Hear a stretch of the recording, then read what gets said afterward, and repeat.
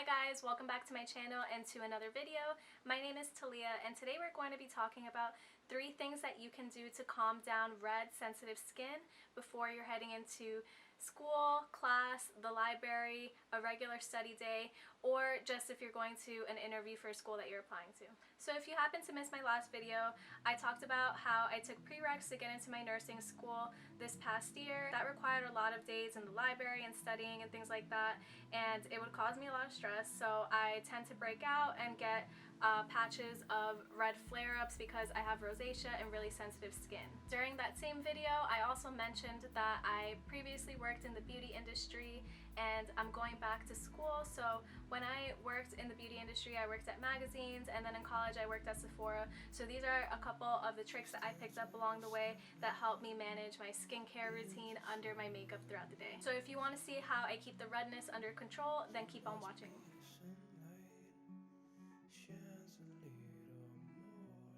My first tip is to use a gel eye mask before you're getting ready in the morning and before you start applying any makeup. I actually picked up my eye mask at Dollar Tree, and I don't just use it for my eyes, I kind of use it as like a cold compress for my face because in the mornings sometimes I tend to wake up a little red and blotchy. So I'll just wake up and as I'm getting ready, I'll wrap the gel eye mask around my face and then I'll press it into my skin. I'll press it obviously into the skin around my eyes in case I have bags, but then I'll also press it into the skin on my cheeks, and that helps because it has anti-inflammatory and cooling properties. Step 2 is to moisturize. This is so important. Even if you're not planning on putting on any makeup or anything like that, it's so important just to wear moisturizer every day because if you have sensitive skin, it could also be prone to dryness or be combination skin like mine, especially if you have rosacea. So it's always a good idea to use a moisturizer, and it doesn't have to be expensive either. I know people are a huge fan of the Tatcha moisturizer, and I love this too, but it's really expensive as a college student and honestly not very realistic to buy all the time. If you're trying to save money and want something that's similar, I definitely recommend the Garnier Skin Active Moisture Rescue Gel Cream. And this will give you a nice lightweight moisturizer and a layer under your makeup that won't be heavy and you can apply your makeup over easily. Plus, since it has a gel consistency, it's perfect for the summer because it won't leave your skin feeling tacky or heavy afterward, and since it's non-cosmogenic and oil-free, it won't clog your pores either. And I would also recommend that you guys follow up your moisturizer with a very thin layer of primer. And when I'm shopping for primers, I like to use primers that have words like nourishing or moisturizing, hydrating, something like that, because those are great for dry, sensitive skin as well.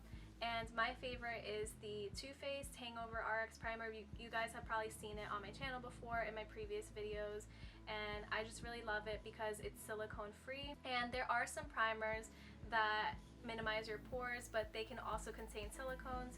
So if you're trying to avoid flare-ups and breakouts with sensitive skin, I definitely recommend going for a primer that doesn't have silicones. This primer is a little bit of a splurge, but you can also get a travel size version of it if you wanted to try it, and there are similar ones that are from the drugstore that I can link to down below that I've tried and I've liked before. But for the sake of being honest and being fully transparent with you guys, some of the drawbacks of the primer are that it contains very little amounts of coconut water, which are mentioned in the packaging, but it doesn't show up at the top of the ingredients list, so you always want to pay attention to that when you're looking at the ingredients. The lower on the list of ingredients it is, the less of that ingredient there is in the product. And it's always better to opt for unscented primers or unscented products in general if you have sensitive skin, but this primer does have the faintest hint of coconut scent to it, so if you don't like that, then that's definitely something to be aware of before purchasing it. Overall, I really do like how it feels on my skin, and I feel like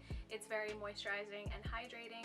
Sometimes if I'm really in a rush, I'll even just apply that primer by itself and I won't apply a moisturizer underneath afterward. My third and final tip for you guys is to use a facial spray after you apply your moisturizer and your primer, because this will just seal all of the products in. And not only that, but it'll really cool down hot sensitive skin and any flare-ups. So this is definitely something that I like to carry with me in my book bag when I go to school. I have a small travel size version of it that I take with me all the time, and I'll just spray it on throughout the day and it'll just refresh my skin and make it feel a bit hydrated when it's feeling super dry. I know everyone on YouTube says that they love the Mario Badescu facial spray, but it really is great and it's super budget friendly if you're in college like me. And it has rose water as an ingredient and aloe, which, as you know, are super soothing, especially even if you have something like a sunburn in the summertime right now, like I do, all over my back and my chest. It really hurts, so I like to just spray that on those areas as well, and it just really feels refreshing. When I worked at Sephora, I used to love using the Smashbox primer water because we got this in a gratis bag one time, and you know, it was free, so I didn't mind using it. But now it's a bit of a splurge for me, and it's really not worth it to me to invest in primer water. So I would just definitely opt for the cheaper version of the spray, which is like the Mario Badescu, something like that, because you'll just save yourself a lot of money and it has the same effect. It'll feel hydrating on your skin and it'll soothe it, which is ultimately what you want when you have dry, red sensitive skin. Also, as you're applying your foundation, it's really good to use some kind of makeup sponge. These don't have to be expensive. You don't have to invest in an expensive beauty blender or anything like that.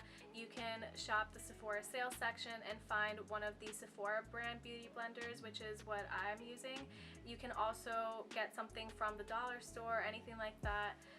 The important thing is just to get the makeup sponge wet enough so that it expands, and I feel like the makeup sponge is sometimes better than a brush, because a brush, especially depending on what kind of bristles you're using, unless they're high quality bristles, they'll really irritate your skin and kind of cause bumps and everything like that under your makeup. So definitely try to use a makeup sponge if at all possible.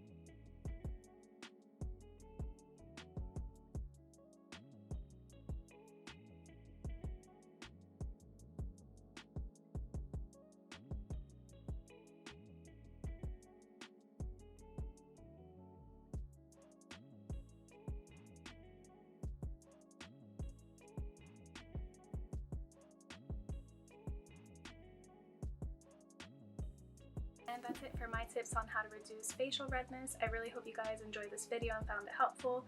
If you did like it, don't forget to give it a like, subscribe, comment below, and let me know what you guys want to see in the next video. I'd be happy to make any video that you guys want to watch, so let me know in the comments, and I'll see you in the next one. Bye!